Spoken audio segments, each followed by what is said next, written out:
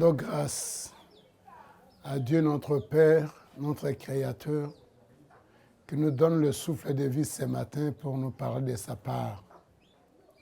Nous lui sommes reconnaissants et nous invitons que le Saint-Esprit puisse ouvrir notre intelligence et que notre capacité de comprendre nous rende capables, que sa puissance bouillonne au-dedans de nous, qui nous met sa parole sur ses lèvres pour communiquer à tous les bien-aimés et qui dispose tous nos bien-aimés à écouter cette parole et à comprendre la volonté de notre Créateur. Merci Saint-Seigneur de ta présence au milieu de nous. Bénis ta parole et bénis quiconque de près ou de loin nous écoutera à travers cette vidéo. Dans le nom précieux de notre Seigneur et Sauveur Jésus-Christ, nous disons Amen. Alors merci bien-aimés, Dieu qui nous aime et nous donne le souffle de vie. Il veut que nous partagions cette parole ce matin. La parole que nous allons partager ce matin s'intitule « Pourquoi les tempêtes? Pourquoi les vagues? Pourquoi les problèmes? Pourquoi les difficultés dans la vie de ceux-là qui ont reçu Jésus ?» Et c'est par cette la réponse à cette question que nous allons parler ce matin. Bien-aimés, écoutez, nous allons tirer notre texte dans le livre de Marc, chapitre 4, du 35e au 41e verset, si nous pouvons lire. 35e verset, ces mêmes jours, sur le soir, Jésus leur dit, passons à l'autre bord. Après avoir renvoyé la foule, ils l'amenèrent dans la barque où il se trouvait. Il y avait aussi d'autres barques avec lui.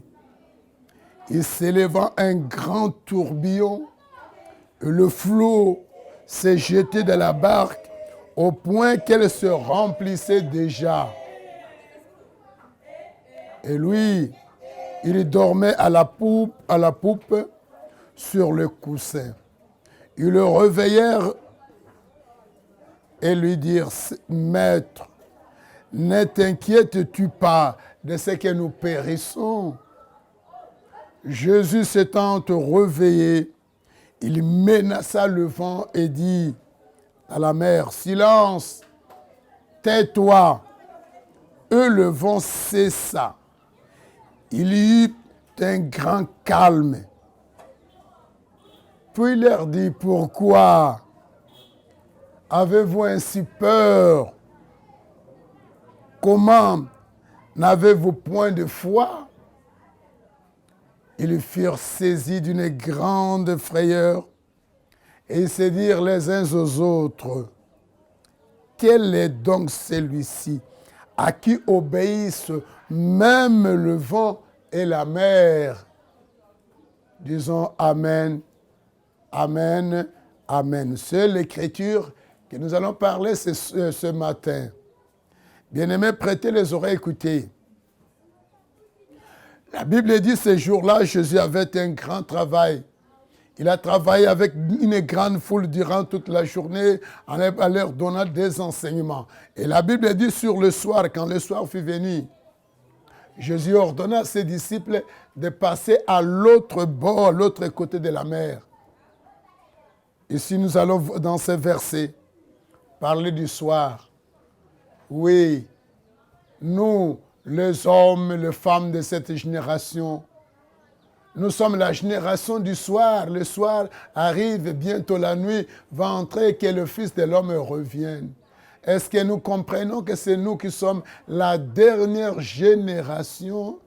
Et nous sommes déjà le soir sur l'horloge, le pendule de Dieu, nous tendons déjà vers le soir, la dernière heure. Nous sommes là dans la soirée, dans la dernière heure. Bientôt Jésus va revenir, bientôt Jésus viendra. Première chose, prendre son épouse, qui est l'Église. La deuxième chose, ouvrir la voie à la grande tribulation qui va s'abattre sur tous les habitants de la terre. La Bible dit, quand le soir fut venu, Jésus ordonna à ses disciples de passer à l'autre bord. Oui, il nous faut passer à l'autre bord.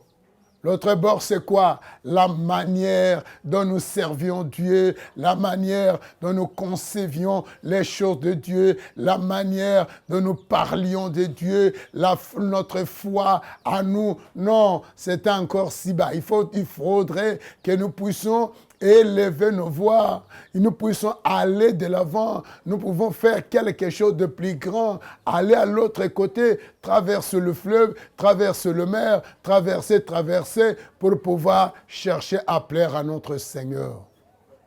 Gloire à Jésus. La Bible dit, après avoir renvoyé la foule, je disais que toute la journée, il y avait une si grande foule qui entourait Jésus. Jésus a pris du temps pour parler à toute cette foule-là.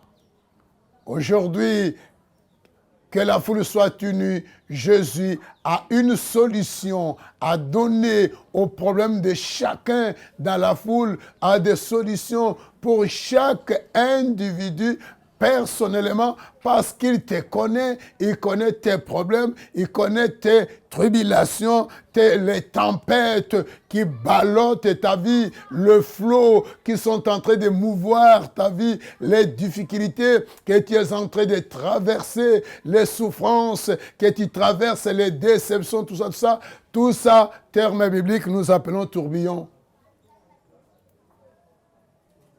La Bible dit, il renvoie la foule. Ses disciples l'amenèrent dans la barque où il se trouvait.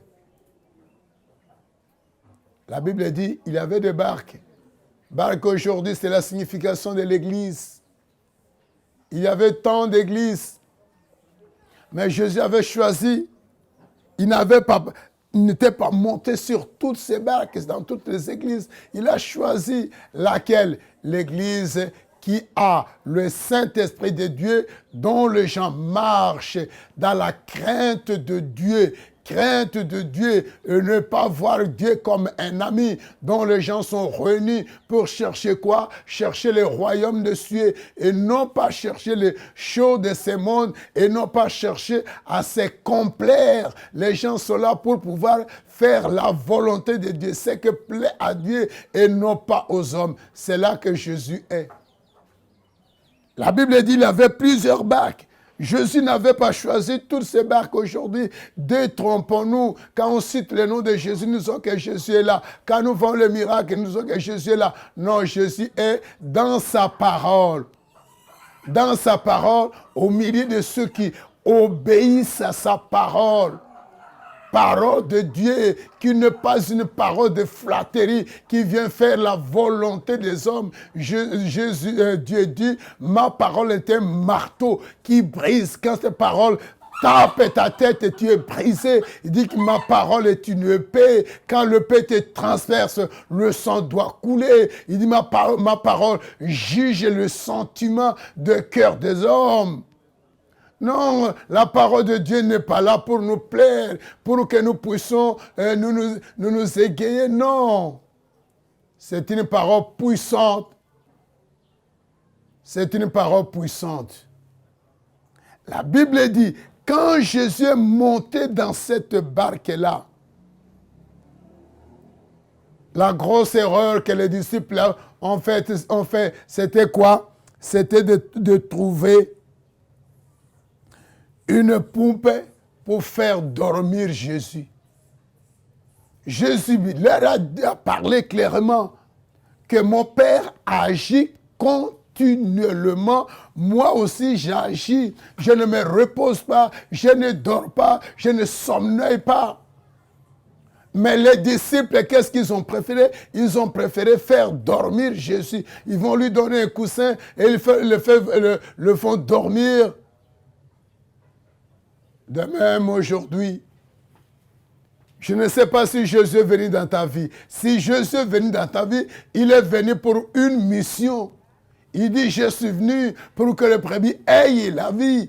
Quelle vie? Vie éternelle. Après avoir reçu la vie éternelle, c'est alors que l'abondance va venir. Aujourd'hui, nous intervertissons l'ordre. Nous voyons que nous voulons que l'abondance vienne d'abord ensuite la vie éternelle après. Non, c'est la vie éternelle qui est au premier plan. C'est ton âme que Dieu en a besoin, pas ton corps non plus. Nous voulons le corps avant, l'âme ensuite. Non, c'est numéro 1 chez Dieu, c'est l'âme. Que l'âme soit sauvée, que l'âme ait la vie et que le corps vienne après. Il dit à ses disciples, cherchez premièrement le royaume de cieux et tout. Le reste vous sera donné. Tout le reste nous sera donné. Tout ce qui reste, on va nous donner. Qui nous donnera? C'est lui, le pourvoyeur qu'Abraham, son ami, l'a appelé Jéhovah Jireh. C'est lui qui pourvoit aux besoins la traité de ses enfants. David dit, jamais, moi David, de ma jeunesse à ma vieillesse, j'ai vu la postérité d'un juste être abandonné, ni mendiant son pain. L'Éternel donne autant à ses bien-aimés pendant qu'ils dorment encore. Est-ce que nous croyons ces paroles ou nous croyons nos efforts personnels aujourd'hui? Les disciples ont fait dormir Jésus. Dans leurs pensées, ils ont fait dormir Jésus. La conséquence de faire dormir Jésus dans ta vie, la conséquence est là. Nous ne mesurons pas la conséquence. Les disciples n'ont pas mesuré la conséquence. Nous voulons faire dormir cet homme. La conséquence, c'est quoi? De même aujourd'hui, chacun de nous a fait dormir Jésus par les soucis de son cœur, par les problèmes de sa vie, par ceci, par ceci. Ils ont oublié Jésus comme Marie et Joseph l'avaient oublié à Jérusalem. Heureusement pour eux, 3 jours après, ils se sont ressaisis que nous avons laissé l'enfant. Mais pour nous, ça fait combien de jours, des semaines, des mois, des années que nous oublions si Jésus? C'est Jésus le maître. C'est Jésus qui est le maître. Si les hommes ne l'obéissent pas, la nature l'obéit. La Bible dit, s'éleva un grand tourbillon. Pourquoi le tourbillon s'est levé? Parce que Jésus dormait. Tourbillon connaît Jésus. Les tourbillons connaissent la puissance de Jésus, connaissent la force de Jésus, connaissent le pouvoir de sa parole. Que c'est la parole de Jésus qui nous a créés, nous tourbillons. C'est la parole de Dieu qui nous a créés, nous flots de mer. C'est la parole de Jésus qui a créé les tourbillons, qui a créé les tempêtes, les difficultés. Tout est créé par la parole de Dieu. Et la Bible dit, n'est-ce pas de la volonté du Très-Haut que vienne le mot et le bien? Oui, c'est sa volonté que le bien vienne, que le mal vienne, afin que chacun puisse se voir et comprendre là où il est. Shalom, bien-aimé. La Bible dit, quand un grand tourbillon s'est abattu sur la barque, le flot s'est jeté dans la barque, au point que la barque s'enfonçait. Combien sont en train de faire des naufrages aujourd'hui? Combien s'enfoncent aujourd'hui? Les problèmes n'est pas venu pour t'enfoncer dans ta foi. Les difficultés ne sont pas réapparues pour te faire foncer dans ta foi. Les échecs ne sont pas là pour te faire foncer dans ta foi. Tout ça arrive dans la vie. Jésus était dans la barque, comprenez? Jésus était dans la barque, mais le tourbillon est venu. Jésus était dans la barque, le flot était venu et le flot remplissait la mer, la grande mer, comparé à une petite pirogue. Qu'est-ce qu'ils vont faire? Et la mer est très agitée. Qui sera sauvé? Et quand les disciples étaient agités, de toute manière, Jésus dormait calmement. Jésus n'était pas effrayé. Pourquoi? Parce qu'il avait la solution. Son nom, c'est Solution. Jésus, Solution. Jésus, Solution. Je veux que chacun prenne cette chanson-là. Jésus, Solution. Jésus, il est la solution et la meilleure solution. Il a un mot seulement. Pas beaucoup de phrases, des millions de prières, non. Un seul mot suffit pour que la solution arrive, que la solution s'établisse, que les choses changent, que les choses se transforment, que le tourbillon s'apaise, que le vent s'arrête, que le flot s'arrête. Alors Jésus n'a pas peur. Aujourd'hui, combien des enfants de Dieu sont dans la crainte, sont dans la peur, ils ont peur de la nature, ils ont peur de difficultés, ils ont peur de problèmes, de la famille, des célibats, des stérilités, de la misère, de la pauvreté, de flots de problèmes qui les enveloppent, de flots de problèmes qui remplissent leur barque et qui est leur vie. Or, Jésus est la solution. La Bible dit Jésus dormait à la poupe et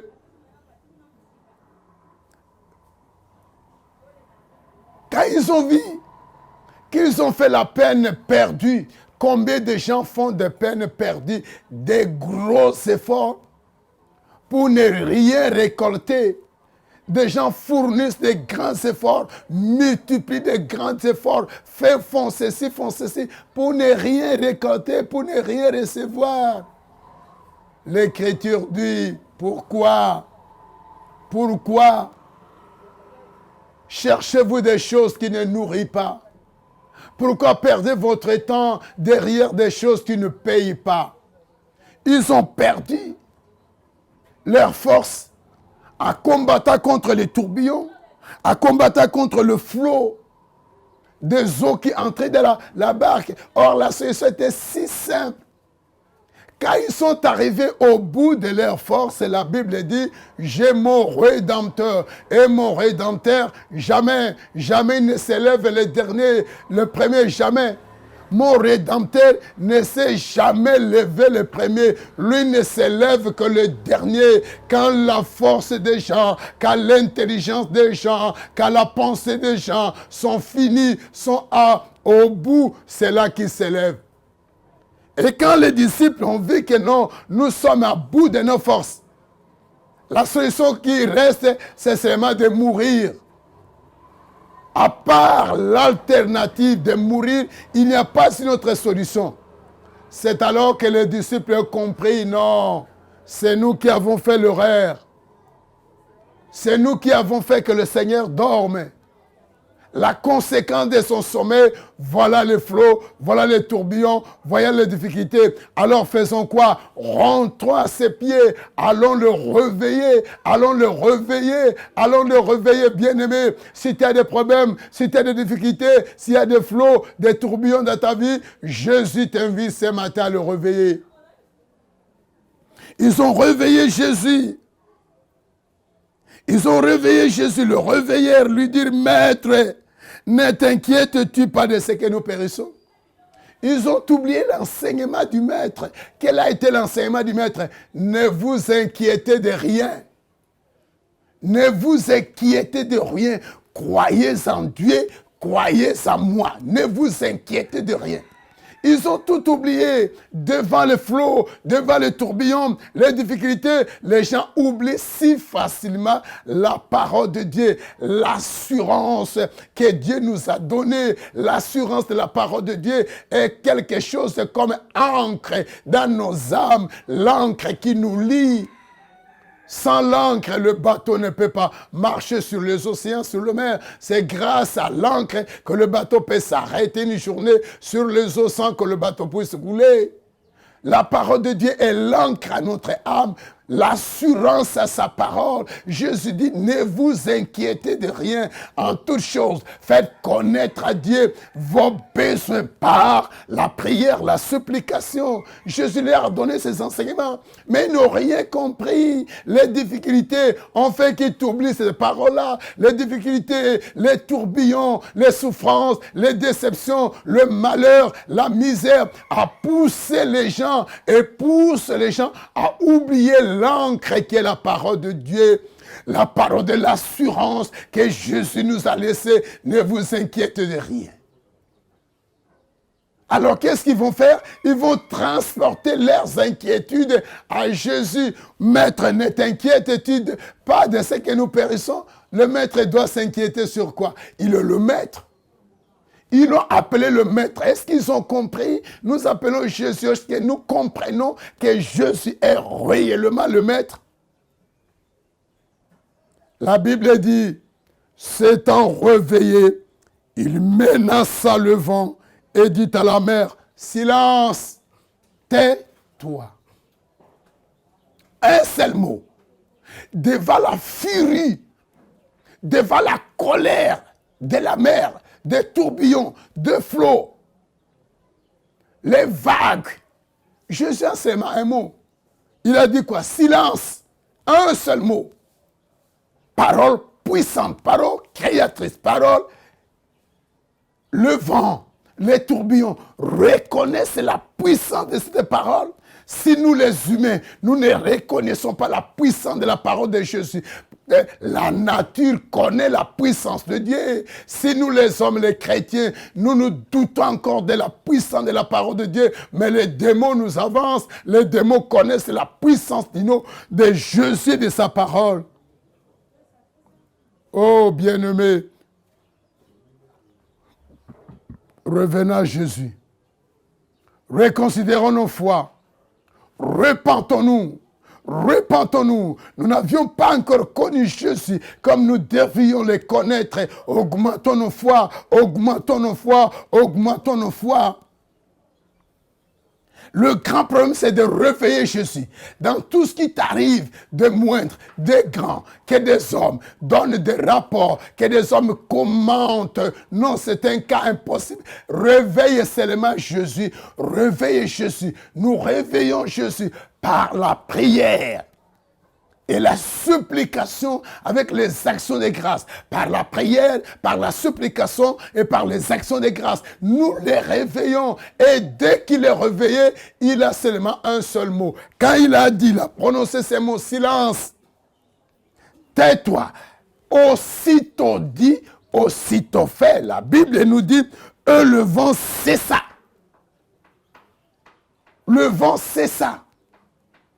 Jésus a le pouvoir pour faire cesser le vent dans ta vie, pour faire cesser les difficultés dans ta vie, pour faire cesser les déceptions dans ta vie, le vent qui te ballotte à gauche, à droite. Jésus a un mot pour que ce vent puisse se calmer, puisse s'arrêter, puisse se taire. Oh bien-aimé, combien nous avons oublié Jésus. C'est que nous cherchons des gros efforts que nous fournissons aujourd'hui. Jésus n'a pas d'effort à fournir. Jésus a seulement un seul mot, un seul mot, silence, tais-toi. La Bible dit, le vent cessa. Il y eut un grand calme.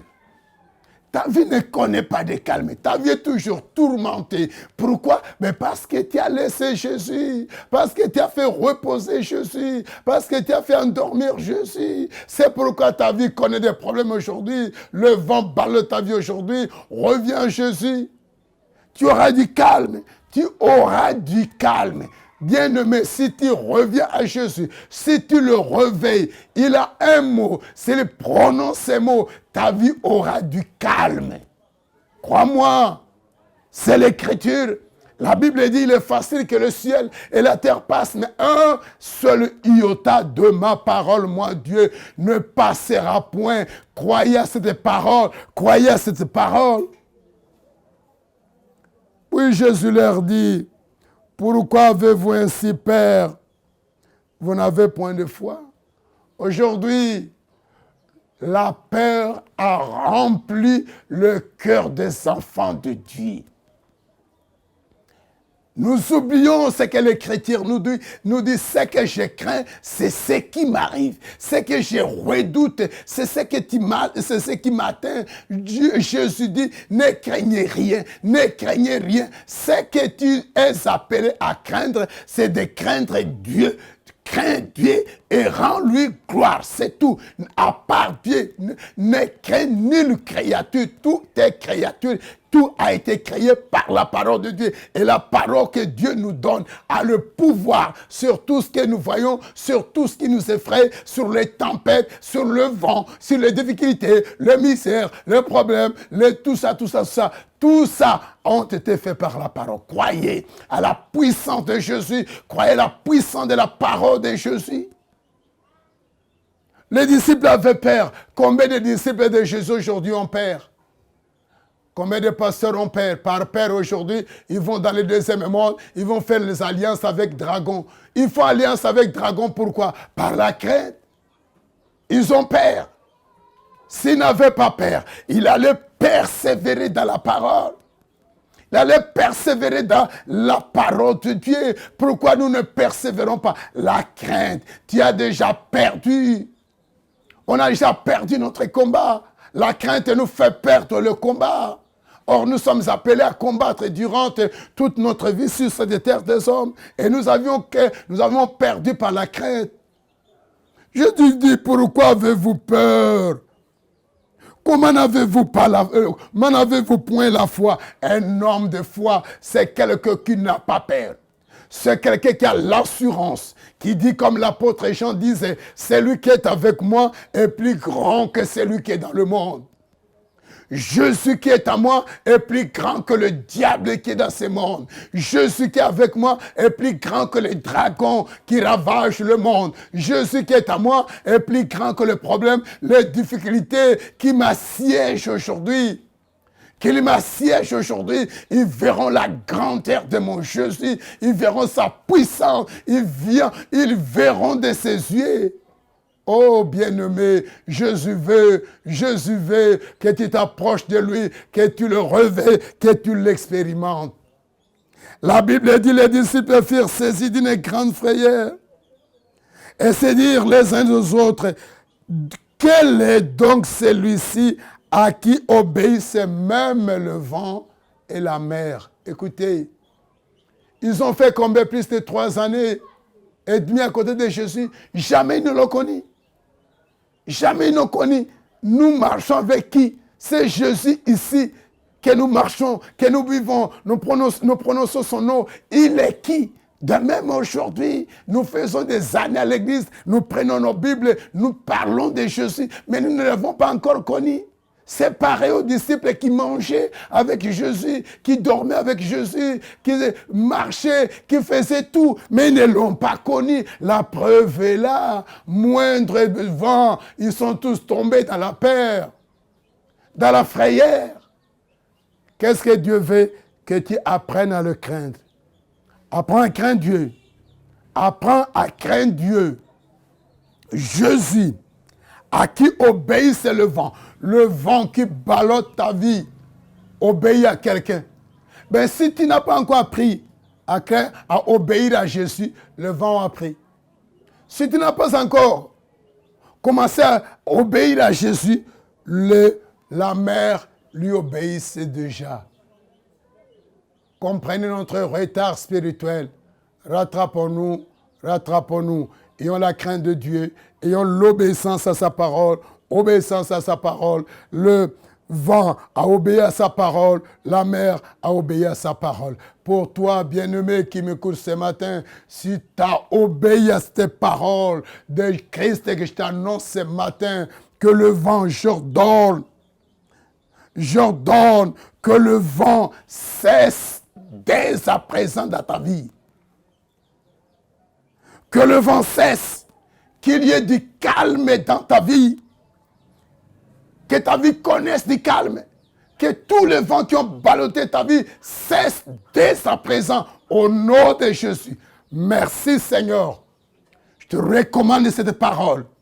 Tu es derrière ta parole, Seigneur. Marche derrière ta parole. Quiconque a prêté les oreilles pour écouter, tout le vent de sa vie cesse dès à présent. Les difficultés cessent dès à présent. Les barrières tombent dès à présent. Les maladies soient détruites par la puissance du nom de Jésus, par la puissance de la croix de Jésus, par la puissance du sang versé sur le mont Golgotha pour nous racheter, pour nous donner une vie nouvelle, pour nous régénérer, pour nous restaurer, puisse le restaurer de son lit de malade.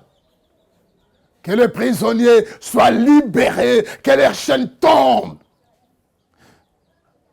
Tous qui ont des problèmes, à travers ces paroles, reçoivent la solution à leurs problèmes, qui reçoivent la solution, au nom de Jésus, au nom de Jésus, au nom de Jésus. Que la mer t'obéisse dès à présent, que le vent obéit à ta volonté dès à présent, que le vent, que la mer soit liée, enchaînée, les problèmes, les difficultés liées, condamnées par la puissance du sang de Jésus.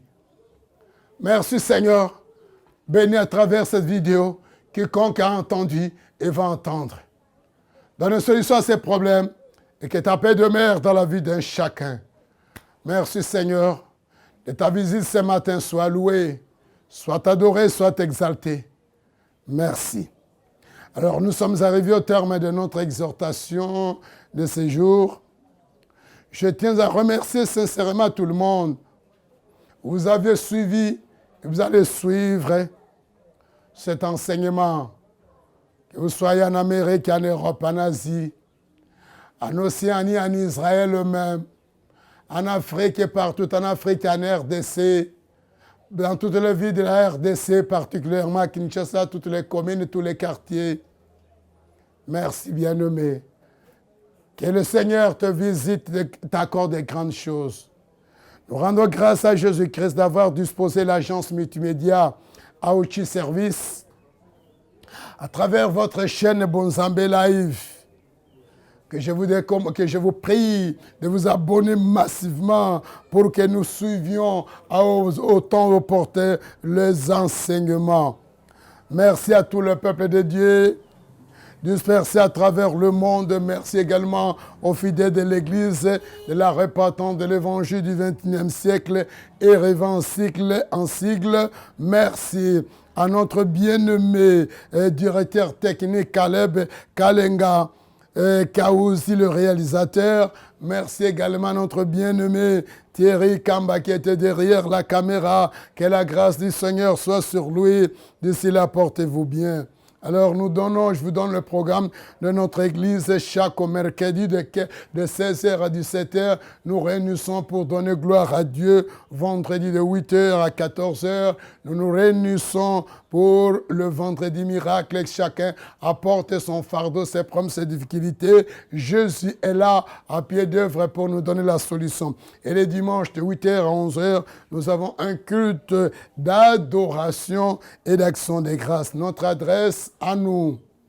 L'église de la repentance se trouve au numéro 127 de la 3e rue du quartier des Bonhommes, arrêt Macrevet sur boulevard Lumumba, dans le quartier de la commune de Matete. Téléphone plus 243 99 86 24 306. Je reprends plus 243 99 86 24 306. L'autre numéro, plus 243 81 0 345 113. Je reprends, plus 243 81 0 345 113. Que le Seigneur vous bénisse et que sa paix demeure dans la vie de chacun. D'ici là, tenez-vous bien dans le nom de notre Seigneur et Sauveur Jésus-Christ. Merci. Ciao. À la prochaine.